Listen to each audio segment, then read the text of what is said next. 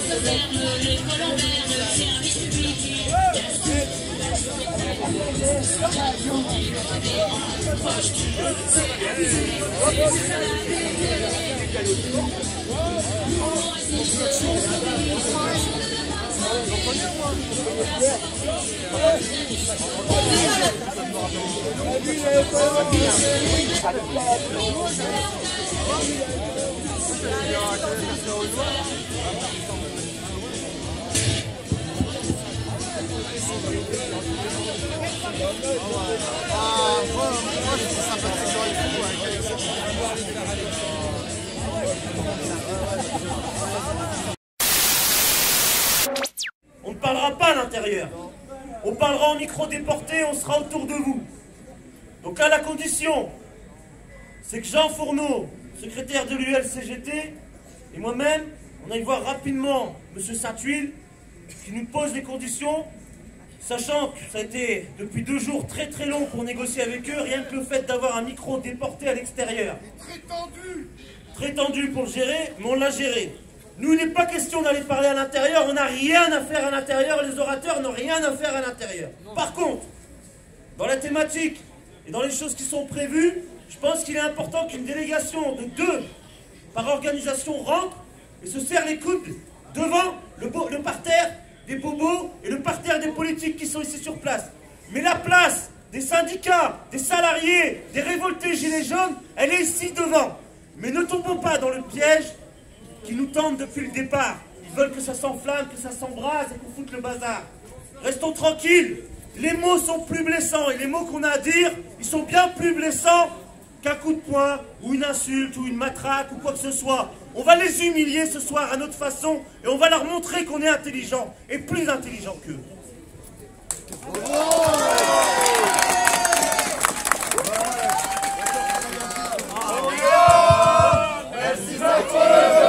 On est là pour l'honneur des travailleurs et pour un monde meilleur. Si Macron ne veut pas, nous on est là. On est là, on est là. Même si Macron ne veut pas, nous on est là. Pour l'honneur des travailleurs et pour un monde meilleur.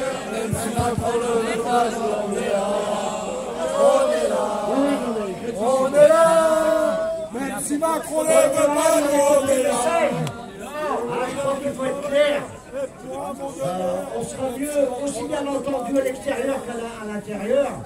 En plus, il pleut pas, donc ça va, on en profite. Voilà. Et en tout état de cause, on a une petite chanson, c'est « On lâche rien !» On lâche rien. On lâche rien. On lâche rien. On lâche rien. On lâche rien. On lâche rien. On lâche rien. Voilà. On va vous expliquer. Parce que si on lâche les retraites. On va vous expliquer comment vont se dérouler un petit peu la suite. Alors, tout d'abord, les déclarations seront faites devant vous et à l'intérieur de la salle, malgré qu'on soit à l'extérieur, parce que nous attendons un micro. C'est-à-dire que tout le monde va entendre ce que l'on a à dire. Hier, s'il vous plaît, non, il n'y a personne à l'intérieur. Hier, nous avons une réunion intersyndicale avec les camarades Gilets jaunes, à 9h30, et nous sommes repartis à 17h30, sans dîner. D'accord? On a tenu le coup. Croyez-moi que c'est pas évident d'organiser des choses comme aujourd'hui. Et la preuve c'est que tout a capoté hier au soir. Notre cher président de l'agglo nous a fait un ultimatum en disant il n'y a personne qui prendra la parole. Alors, cette parole nous est donnée aujourd'hui. Alors, hier, il a été décidé, au bout de 7 heures, 8 heures de réunion, Bruno, dans la coupe, si je suis bon, un coup de pied dans le cul, c'est bon. Il a été décidé que nos camarades Gilets jaunes interviendraient les premiers pour lire leur déclaration. 2 minutes, puisque leur déclaration fait environ 2 minutes. Normalement, c'est Olivier qui prendra la parole. Non, c'est pas Olivier. C'est toi. Ben voilà, c'est parfait. Non, mais voilà. Et ensuite, ces 2 camarades syndicaux, à savoir la camarade de FSU, Daniela et Ghislaine de Force Ouvrière, qui chacun, et là je vous demanderai un calme tout particulier. On a une motion qu'on est en train de distribuer à l'intérieur. Cette motion, c'est un 4 pages. Un 4 pages qui va être lu devant vous. Tous les mots ont leur importance. Il faut savoir que ce 4 pages, les syndicats hier réunis avec les Gilets jaunes ont décidé de distribuer dans la Sambre à 30 000 exemplaires.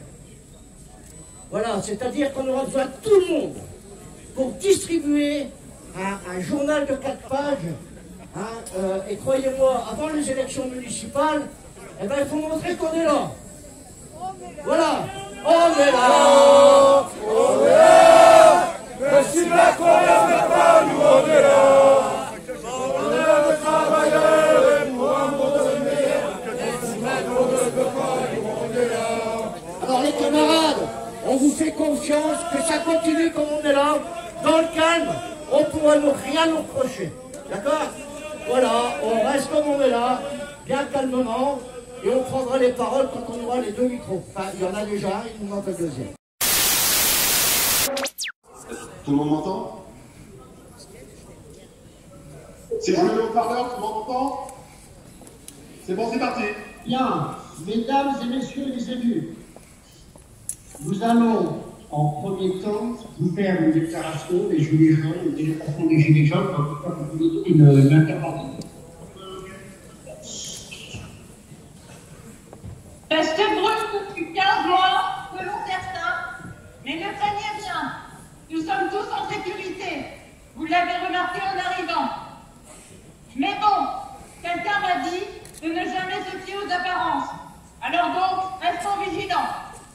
J'ai entendu dire également que nous ne sommes pas dans le même camp. Et nous savons aujourd'hui qu'il faut se méfier des ordres en force. Non, des forces de l'ordre. La violence n'est pas toujours celle que l'on met en lumière. Nous sommes les Gilets jaunes, homophobes, racistes, violents, sans dents, méprisés par certains, encouragés par d'autres. Nous sommes des résistants. Et notre force, ce sont nos différences, notre mixité, nos parcours, nos faiblesses, notre jeunesse, notre manque d'organisation.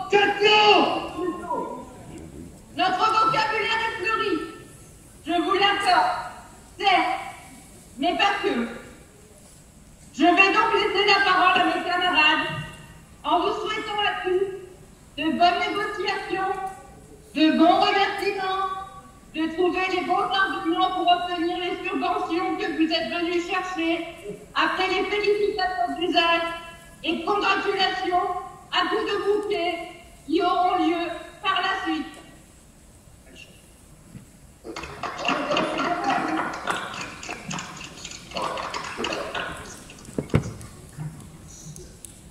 Mesdames et messieurs, représentants de l'État et membres des forces de l'ordre, alors que la France est traversée par un mouvement de colère afin de sauver ce qui fonde notre modèle social, le gouvernement se utilise pour nous réprimer durement. Mesdames et messieurs, c'est la violence du frigo vide, des factures en souffrance, de l'appartement à 14 degrés, des fins de mois commençant le 20 et tant d'injustices, la liste est longue, qui nous poussent à la rue. Comme les femmes de 1789, nous n'avons pas forcément lu les Lumières, mais le bonheur de nos enfants passe avant les humiliations que nous subissons. Les images, les vidéos, les témoignages se multiplient, dévoilant un peu plus chaque jour de la sauvagerie, voire de la barbarie dont certains peuvent faire preuve. En frappant une femme à coups de poing, en matraquant à la tête, en repoussant violemment le strict médic voulant porter assistance, en utilisant vos LBD ou lanceurs de grenades ou de lacrymogènes, sans aucun respect du protocole, avez-vous sincèrement le sentiment de faire le job? Qu'allez-vous expliquer à vos mères, vos sœurs, vos filles, lorsqu'elles verront les images? Et lorsqu'elles seront poussées par les mesures injustes de ce gouvernement de riches, que direz-vous? J'ai maintenu l'ordre? Auriez-vous oublié les leçons de l'histoire? Soit vous basculez définitivement du côté des puissants, des nantis, du côté de ceux qui profitent de tout et ne participent à rien, afin de protéger leur intérêt, y compris au détriment des vôtres, soit vous décidez d'ouvrir les yeux au lieu de les crever. Justice pour Manu. De votre décision dépendra la perception que le peuple aura de vous dans les prochaines décennies.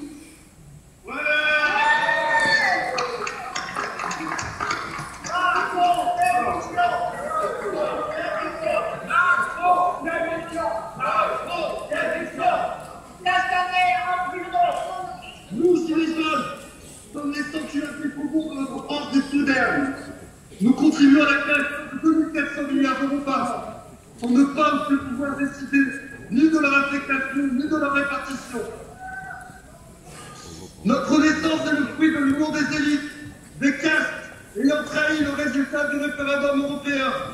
54,68% des suffrages exprimés pour le non. Les Français avaient voté en 2005 contre le traité établissant une constitution pour l'Europe.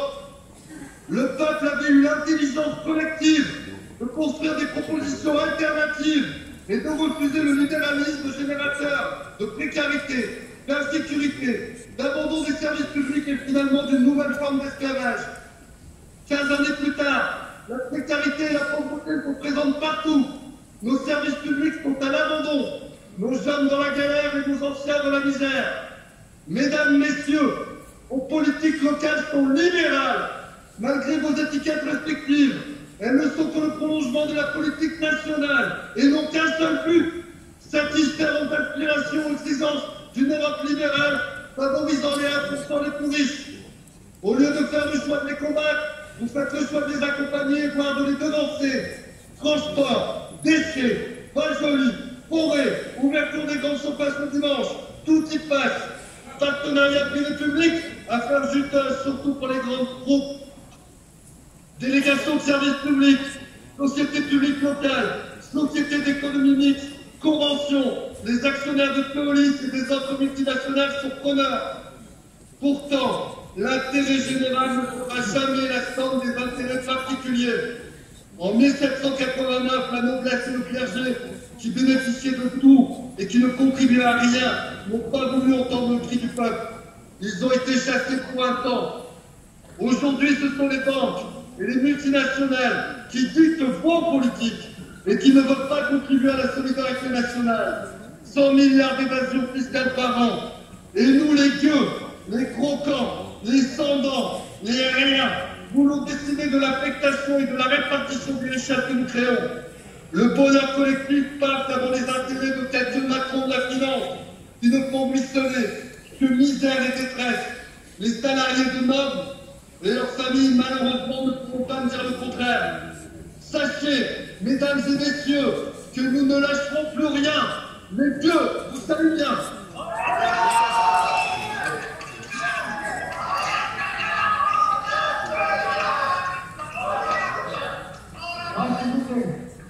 Bien, alors maintenant vous allez entendre une motion qui a été faite par collectif, une motion qui vous a été remise à certains qui est entré dans la salle. Cette motion va être lue par deux collègues, Ghislaine et Daniela. Et cette motion, alors on vous signale que cette motion, nous avons l'intention de la distribuer à 30 000 exemplaires dans toute la Sambre avant les élections municipales. Nos vœux en 2020 pour une communauté d'agglomération et des élus à l'écoute. Nous, collectifs pour la défense, le développement des droits sociaux et fondamentaux. Collectif Sambre Avènement des Gilets jaunes, FSU, FO, CGT, avons demandé à intervenir dans cette assemblée pour vous inviter à partager nos vœux et vous interpeller. Comme partout en France, sur les ronds-points et dans les manifestations répétées, rassemblant dans les villes de Sambre-Avesnois toutes les catégories sociales, les corps de métier et les générations, nous avons porté un message qui n'est pas entendu. Nous refusons la réforme pour retraite, l'abaissement généralisé du montant des pensions, l'allongement de la durée du travail, la rupture des solidarités intergénérationnelles et les nouvelles inégalités qui en découleront. Le débat actuel sur la réforme des retraites a remis en lumière tous les problèmes latents depuis des décennies et non résolus. Pour notre territoire, vous avez été trop longtemps dans l'accompagnement des mesures libérales prises au plus haut niveau et qui voient la Sambre-Avesnois et son tissu économique et social s'appauvrir et se déliter. Cela ne peut plus durer. Nous ne l'avons jamais accepté et vous ne devez plus l'accepter. Notre territoire étant sacrifié volontairement, et ce depuis 4 décennies. Vous ne devez plus accepter la désindustrialisation de notre région. Dernière en date, la décision scandaleuse de fermeture des usines du groupe américain Noble, National Oilwell Fargo, Grand Prédico à Omaha, Ex-Valorant Drilling et à Berlino, avec ses 129 emplois sacrifiés et ses 400 familles plongées brutalement dans la précarité et la désespérance, et l'impact sur le tissu social et économique, commerce et sous-traitants. Après les précédents de Vallourec, Asca Porter, Akers, Sambrineuse, entre autres. Vous ne devez plus accepter la démission devant les intérêts financiers qui conduisent à la réduction d'emplois, puis au plan de sauvegarde, accompagnant la fermeture d'entreprises, les brevets de fabrication, d'invention, de recherche et développement créés par nos salariés et leur savoir-faire sont bradés et partent à l'étranger pour une production à bas coût. Vous ne devez plus accepter l'attribution de fonds publics aux multinationales et aux entreprises du territoire sans garantie et sans contrepartie sociale, laissant pour compte l'artisanat et les très petites entreprises. Vous ne devez plus accepter la réduction à coût des effectifs, la privatisation des services publics de proximité, leur disparition et leur mise en concurrence progressive. Trésorerie, services territoriaux, postes, transport, justice, hôpital. À l'hôpital, externalisation des services et services confiés au privé à l'interne. Sapeurs-pompiers, éducation, sécurité sociale, menaces et fermeture des caisses locales de la CPAM, structure d'aide sociale, mission de service public, en passons. Vous ne devez plus accepter la suppression des liaisons ferroviaires, la découpe progressive de la SNCF, son nouveau statut et celui des salariés, préjudiciable au déplacement et au développement économique. Vous ne devez plus accepter le transport collectif, de confier le transport collectif urbain à l'appétit féroce de multinationales telles que Transdev ou Keolis, plan de restructuration à la Stibus, voté à l'unanimité par tous les groupes politiques, dégradant fortement les conditions de travail et de santé des salariés. Vous ne devez plus accepter la précarité croissante et la désespérance dans lesquelles est plongée une grande partie de la population, surtout les jeunes et les femmes, dans un contexte de blocage des salaires et des pensions. Vous ne devez plus accepter le chômage et le scandale des travailleurs et retraités pauvres. Vous, élus de Saint-Benoît, devez prendre vos responsabilités, comme nous l'avons écrit à monsieur le sous-préfet. Vous, élus, devez vous emparer de tous les moyens pour redresser notre territoire par une politique ambitieuse, volontaire et de justice sociale, afin de répondre aux besoins des usagers des citoyens. Une politique ambitieuse, volontaire, de maintien et de création d'emplois, de résorption du chômage, afin que nul, ensemble les Noirs, ne vive en dessous du SMIC, de développement des services publics et d'aménagement du territoire, mis à mal par les gouvernements précédents et actuels, de mise en place à tous les échelons de décision de la démocratie participative, prenant en compte la diversité du territoire. En novembre 2018, le président de la République, en déplacement sur notre territoire, avait pris l'engagement de réindustrialiser la Sambre-Avesnois. Que ce soit dans l'industrie ou dans les services publics, c'est plutôt un train de fermeture, de réduction et de désengagement auquel nous assistons et que la population subit. La Sambre-Avesnois, territoire sinistré, ne doit plus être le laboratoire expérimental de la politique libérale des gouvernements successifs. La Sambre-Avesnois ne doit pas être considérée comme une cité dortoir, une réserve à la périphérie de Valenciennes. L'enjeu est bien la redistribution des richesses créées. De l'argent, il y en a. Il suffit d'avoir la volonté et le courage politique d'aller le chercher là où il est. Vous, élus politiques, arrêtez de servir le patronat. Nous dénonçons le climat liberticide du maintien de l'ordre et des consignes telles que les palpations au corps, les clichés photographiques des citoyens dans des diverses manifestations et rassemblements, consignes déjà appliquées auparavant et visant à intimider les populations.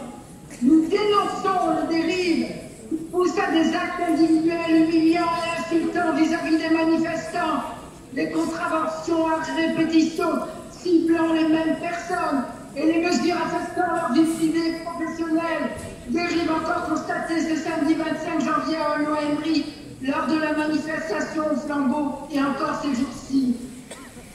Garant des libertés individuelles, vous, élus de la République, élus par et pour le peuple, devez faire pression sur l'autorité publique pour que cesse l'intimidation et la répression qui se passe sur les citoyens, qui défendent légitimement leurs droits et agissent dans le cadre des libertés que leur accorde la Constitution. Et que soit rapidement mis fin au harcèlement et aux poursuites judiciaires, notamment contre les gilets jaunes, les militants syndicaux et les citoyens. Les mouvements sociaux qui traversent et agissent sur notre société sont une preuve de vitalité du corps social qui ne s'abandonne pas à la fatalité. Ils sont une formidable opportunité de renverser tous ces schémas destructeurs.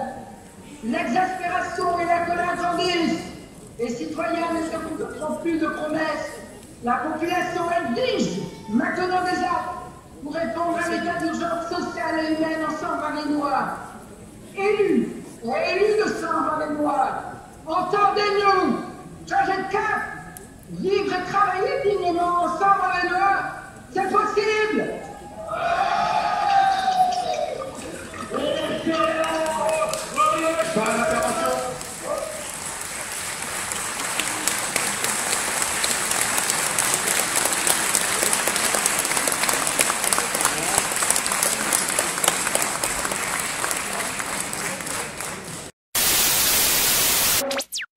On a été applaudi, on a été entendu, on a été écouté, on va dire. Pas entendu, on a été écouté, et c'est déjà une première victoire. Mais c'est pas fini, c'est pas fini. Qu'ils entendent bien, qu'ils entendent bien. Le 6, on sera encore dans la rue. Le 6, on sera encore là. Et on lâchera rien, rien, et jamais rien. C'est pas le patronat! C'est pas le patronat! C'est pas nous, on est là! Allez! On est là! Ouais! Il y a la main des réformes! On est là! Il y a des réformes!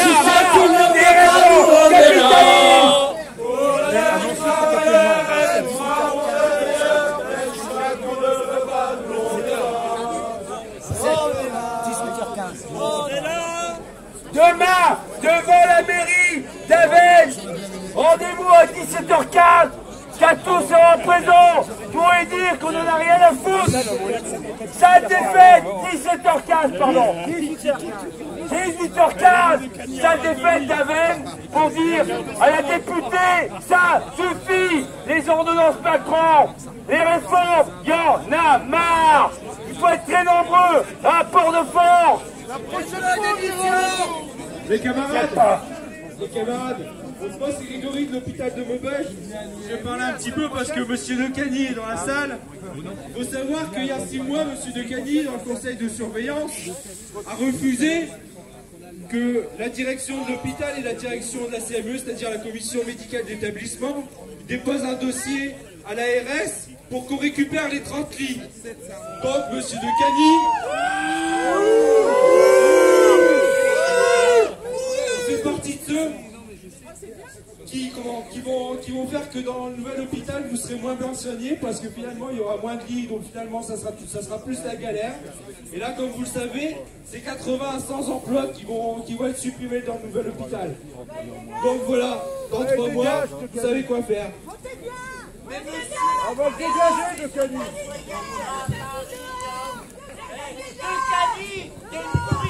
Bon alors, on vous rappelle les vœux demain à Avesnes. D'accord? Par à quelle heure, Jean-Pierre? 18h15, 18h15 à Avesnes. Et qui c'est qui vient? Tous ensemble, ouais, ouais. On a la marre de Mme Cato, son gouvernement et ses réformes. Ouais, ouais. Alors, la salle des fêtes d'Avesnes demain à 18h30. C'est ça? Voilà, donc la présentation de Madame Catelot. C'est pas le patronat. Il faut la loi. Allez, ici, augmenter les salaires, les pensions par les actionnaires. Les camarades qui veulent des tracts là, pour pouvoir le lire de la déclaration, il y en a au véhicule sonore. Vous pouvez aller les chercher si vous voulez.